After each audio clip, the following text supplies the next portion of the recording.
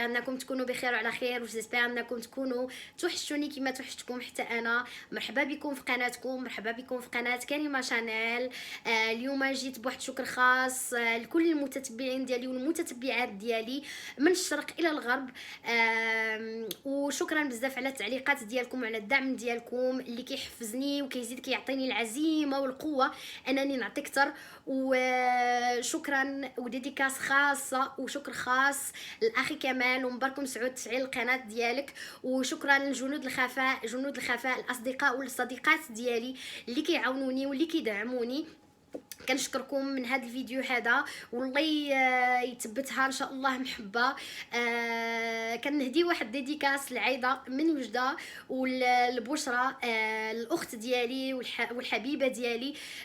شكرا بشرى بزاف على الدعم ديالك وعلى لي ميساج ديالك اللي كتصيفطي لي. اخت ونعمه الاخت. المهم ما غاديش نطول عليكم. غادي ندوزو للفقره ديالنا ديال الامثال الشعبيه اللي دائما كنحماقين على الامثال الشعبيه. المهم المثل الشعبي ديال اليوم اللي اختاريت واللي كيعجبني بزاف هو كيقول: وريه وريه وإلا مشى سيرو خليه، وريه وريه وإلا مشى سيرو خليه. قالونا زمان. المهم اليوم ماشي تكون بواحد الوصفه اخواني والاخوات ديالي اللي هي فطيره بطعم ديال البيتزا. هاد الفطيره كتصايب كتحمر الوجه ووجبه خفيفه للعشاء ولا الغداء. كترافق مع لي سوب بحال الحريره بحال البصاره بحال دي سوب عاديين اللي بغيتو اي سوب. المهم غادي نوريكم هاد الوصفه هادي ويلا معايا. بالنسبه للفطيره ديالنا العجيبه اللي بالمذاق ديال البيتزا، غادي نحتاجوا اخواني اخواتي نص كيلو ديال الطحين من الدقيق الممتاز. غادي نحتاجوا نص سيترو ديال الحليب دافئ. غادي نحتاجوا نص كاس ديال الزيت. غادي نحتاجوا الجوج ديال معالق كبار ديال الخميره ديال العجينه. غادي نحتاجوا المعلقه صغيره ديال الملحه. وغادي نحتاجوا المعلقه كبيره ديال السكر سنيده. وبيان سور غادي نديروا واحد البيضه حتى هي في العجين. دونك على بركه الله غادي نمشي نخلط نحط الحليب ديالي مع الخميره هي الاولى مع سنيده مع الملحه. غادي نزيد لهم جوج ديال المعلقات ديال الطحين. غادي نخلي هذاك الخليط حتى كيخمر واحد شويه. وعاد ابخي غادي نزيد عليه الزيت والبيضه. ومن بعد غادي ندير عليه الدقيق اللي مازال ونديرو في العجانه ديالي باش يتطحن. دونك هانتوما معايا غادي تشوفوا معايا دابا غير الطريقه ديال هذا. غادي نحط دابور الحليب هو الاول. الحليب هو الاول اللي البنات خاصو يكون دافي سينو ما غاديش تطلع لكم الخميره. المهم غادي نزيد عليه الخميره كما كتشوفوا هانتوما. غادي نزيد عليه معلقه كبيره ديال سنيده. غادي نزيد عليه بيان سور المليحه ديالي وغادي نخلط. غادي نخلطو مزيان هادشي هكا. وغادي نزيد عليه كما غادي تشوفوا. غادي نزيد عليه غير واحد الجوج ديال المعلقات ديال الطحين هكا هانتوما صافي. وغادي نخليها كما كتشوفوا هانتوما معايا. غادي نخلي هادشي حتى غادي يخمر. وابخي عاد غادي نزيد ليه الطحين اللي باقي مع الزيت مع ديك البيضه. وان شاء الله نتوما معايا غادي نديرو في العجانه باش تشوفوا هاد الفطيره اللي بالمذاق ديال البيتزا كي كطلع البنات كتحمر الوجه. الا جاو عندكم ضياف وجربتوها غادي يحمقوا عليها لا المنظر ولا المذاق. وهانتوما معايا. بالنسبه للحشوه ديال الفطيره ديالنا غادي نحتاجوا جوج ديال البصلات مشلضين رقاق. غادي نحتاجوا الكفته كما كتشوفوا. وغادي نحتاجوا التوابل ديالنا الزعتر عنصر اساسي. ثومه معلقه ونص ديال التحميره. معدنوس معلقه. نص معلقه ديال الكمون والملحه حسب الذوق. المهم البنات غادي ندير البصله ديالي بيان سور كتشوفوا معايا كما كتشوفوا. غادي نشحرها شويه البصيله ديالي هي بدات كتشحر حتى كطيب واحد شويه. ومن بعد غادي نزيد ليها الكفته لحقاش لحقاش الكفته ما كتشدش لينا الطياب، و اون بليس دو سا غادي نديروها في الفران. دونك غير واحد شويه غادي نخليها غير تشد العافيه شويه، ومن بعد غادي نحيد هذا الخليط هذا. كما كتشوفوا معايا البصيله ديالي ها هي كتشحر، بدات كطيب ليا. دونك غادي نزيد ليها بيان سور، غادي نزيد ليها ديك الكفته ديالي، وغادي نزيد ليها بيان سور التوابل حتى هما البنات. المهم ما خاصهاش طيب بزاف لحقاش غادي تدخل في الفران. انا ما كتعجبنيش الكفته فاش كطيب وتعاود تدخل في الفران عاود كطيب، الكفته كتقصح ما كتجيش زوينه. وغادي ندير لها دوك التوابل ديال اللي كيكون داك الكمون والمعدنوس وهذا صافي، وغادي نحركها هكا. وهذه هي الحشوه الاساسيه ديالنا اللي غادي تكون في الفطيره اللي بالمذاق ديال البيتزا.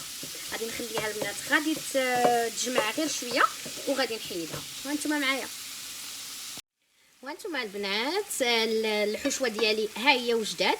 غادي نحيدها من العافيه وغادي نديرها تبرد، لحقاش غادي نديرها على العجينه من بعد. المهم غادي نديرها تبرد وغادي نمشي نقاد العجينه ديالي. المهم غادي تشوفوا العجينه كيفاش غادي نعجنوها وكيفاش غادي نصايبوها. من بعد ما اختمر لي الخليط ديالي اخوان واخوات، ها نتوما كما كتشوفوا هو اختمر. غادي نزيد ليه بيان سور هذيك الزيت، نص كاس ديال الزيت، وغادي نزيد ليه البيضه ديالي.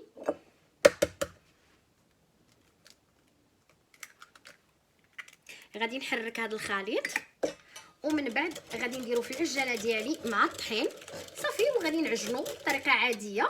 الا ما عندكمش العجانه البنات يمكن لكم تعجنوه غير بيديكم وتخليوها عاوتاني تختمر واحد المره الثانيه. المهم انا غادي ندير هذا الخليط هذا كما كتشوفوا معايا، غادي نديرو في العجانه ديالي. باركوا لي البنات راني خديت عجانه جديده ماشي عجانه جديده البنات، انا ما شريتهاش، مي بالحق جاتني هديه من الخدمه ديالي، من حيت كنساليو العام هنايا في كندا كيعطيونا هدايا في اخر السنه. وهاد الهديه هادي انا قالوا لي اختاري شنو بغيتي، واختاريت عجانه. راكم عارفين حنا العيالات البنات كنحماقوا على هادشي ديال الدار. اختاريت عجانه وعجباتني بزاف وفرحانه بها، وغادي نجرب بها دابا هاد الفطيره ديالي. انا دابيتوت كنديرها غير في العجانه ديالي الاخرى، ومن حيت جات هادي الحمد لله والشكر لله غادي نجرب بها، وغادي تشوفوا البنات كي غادي تجي هاد الفطيره ديالنا.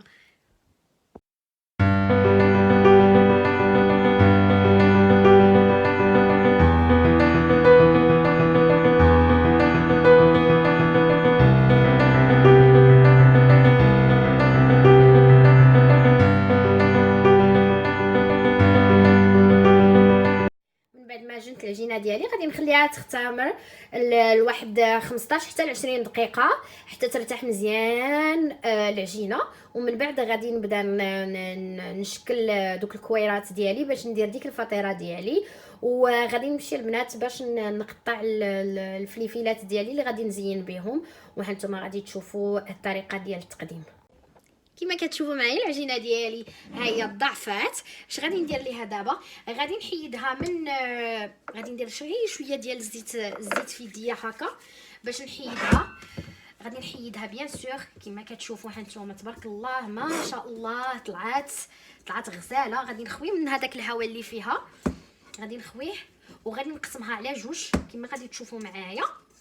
وغادي نبدا نشكل دوك الكويرات ديال هذا ديالي بيان سور ديال الفطيره ديالي.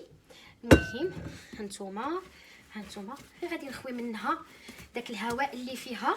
قد ما خمرات البنات قد ما احسن. دونك غير كتخليوها تزيد تخمر، كتعطيكم الطوع وكتعطيكم هذا اللي بغيتو. دونك غادي نقسمها كما كتشوفوا على جوج، واحد النص غادي نديرو البيتزا هانتوما غادي تشوفوا، ونص الثاني غادي ندير به الكويرات باش غادي ندير لا ديكوراسيون ديال الفطيره ديالي. غادي تجي رائعه البنات. عرفتوا زعما اش غادي نقول لكم انا فاش كنديرها الوجبه خفيفه اللي سريعه للعشاء. الا جيتي عيانه من الخدمه ولا كنتي عيانه حتى في الدار وما فيك ما زعما ما طيبي لا مراقي ولا حتى شي حاجه، هاد الفطيره هذه كتجي رائعه وكيحماقوا عليها الدراري، غادي يحماقوا عليها حتى رجالاتكم، حتى الا كانوا عندكم ضياف ماشي مشكل. عرفتي تتحمر الوجه مزيان مع ترافقوها مع الحريره ولا مع انسوب ولا مع البصره، حتى هي غتجي رائعه. كما شفتوا معايا خويتها من الريح اللي فيها وقسمتها على جوج. وهانتوما غادي نمشي ندير الكويرات ديالي وغادي ندير الهذا ديالي وانتوما معايا. كما كتشوفوا هانتوما غادي ديروا هاد الكويرات ديال الفطيره ديالكم هي قد البيضه غير صغيورين هانتوما صافي. وغتستمروا على هاد التشكيل ديال هاد الكويرات وغادي تشوفوا اش غادي نديروا بهم من بعد.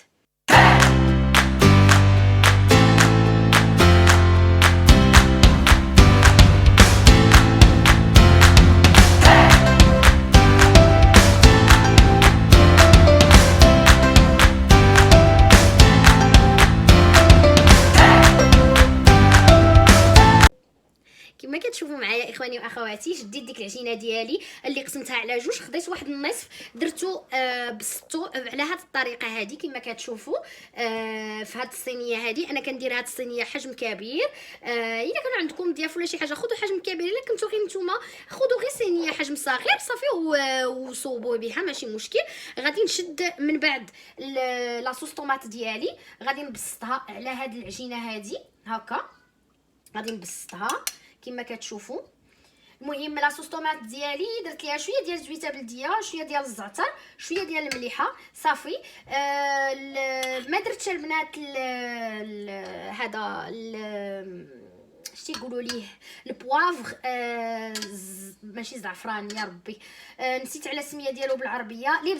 الابزار ما درتوش البنات حيت الراجل ديالي ما كيطوليغيش، ما تيعجبوش كاع في الاكل. المهم نتوما يمكن لكم ديروا الابزار، حتى في الحشوه اللي درت يمكن لكم ديروا الابزار. هنا طلقت هذه ديالي لاصوص طوماط، غادي ندير واحد الفرomage غابي عليها هكا كما كتشوفوا. غادي نطلق الفرomage غابي وغادي نزيد معاها بيان سور الكفته ديالي اللي درت، غادي نديرها هكا، غادي نطلقها. المهم غادي نطلقها البنات كما كتشوفوا، غادي نطلقها ومن بعد غادي نوريكم دوك الكويرات ديالي اللي درت قبيلات، غادي نوريكم لمن غادي نحتاجهم. كتجي رائعه يا البنات، هاد الوصفه كتجي رائعه. من بعد فاش درت الكفته ديالي غادي ندير من فوقها عاوتاني الفرomage غابي. المهم هاد الحشوه ها هي بردات من قبيلات، غادي نوريكم البنات.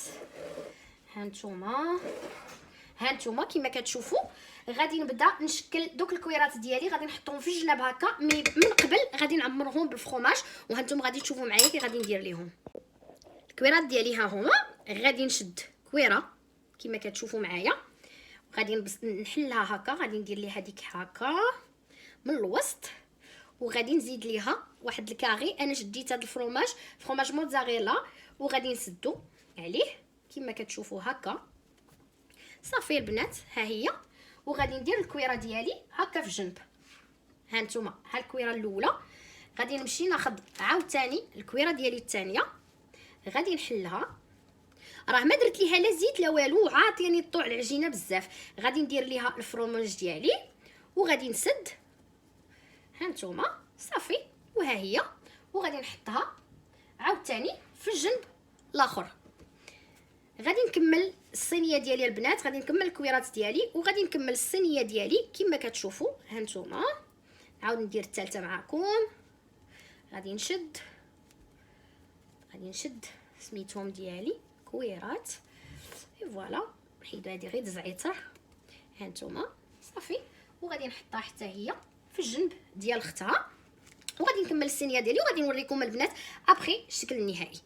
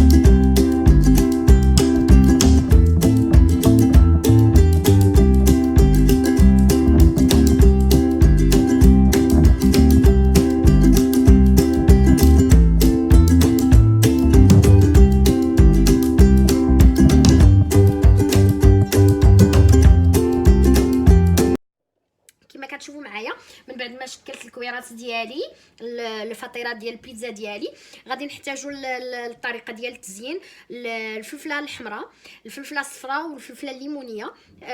وغادي نحتاج حتى شديت النصف ديال ديك الكفته اللي ودرتها حريبلات هكا، غادي نزوق بها.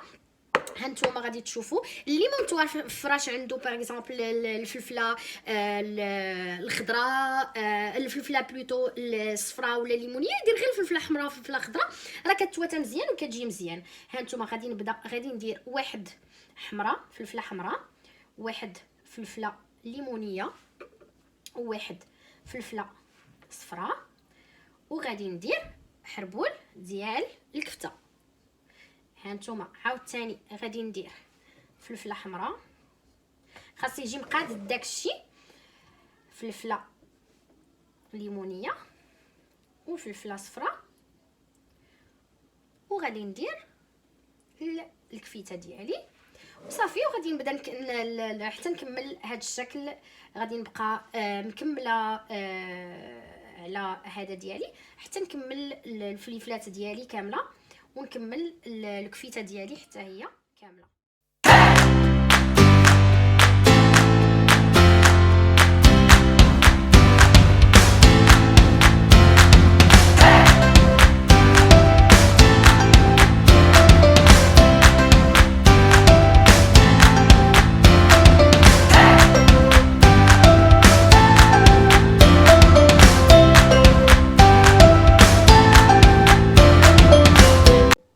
كما كتشوفوا معايا هانتوما ها الفطيره ديالي على شكل بيتزا ساليتها. بالنسبه للتقديم كما كتشوفوا خديت الفلفله الحمراء والفلفله الصفراء والفلفله الليمونيه ودرتها مع دوك الحريبلات ديال الكفته اللي بقات ليا، ومن بعد كديروا غير فرomاج. غادي ندهنها بالبيضه والصوص الصوجا، ومن بعد غادي ندردر عليها شويه ديال الجنجله، نخلي هاد الخبيزات غير شويه، غير تيزيدوا غير واحد شويه كما كتشوفوا هانتوما تفقعوا عاد حيت يطيبوا غادي يزيدوا يتفقعوا مزيان.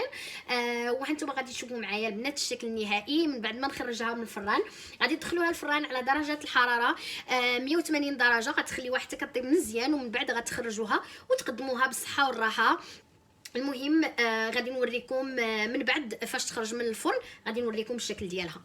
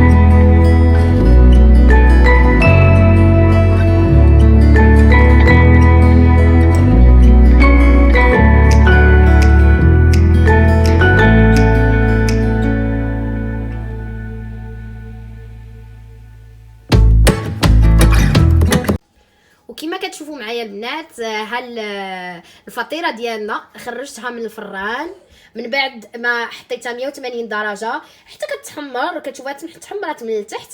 هانتوما البنات واحد الوجبه خفيفه رائعه، فيها كل شيء، فيها الخضروات، فيها اللحم، فيها كل شيء، كتجي واعره واعره. البنات جربوها ما غاديش تندموا، وان شاء الله نتلاقاو في الوصفه القادمه، ونتمنى انها تعجبكم وتجربوها. وهانتوما راه هشيشه يا البنات، هانتوما هشيشه بزاف. نتمنى انكم ديروها وتجربوها، وان شاء الله الى وصفه قادمه.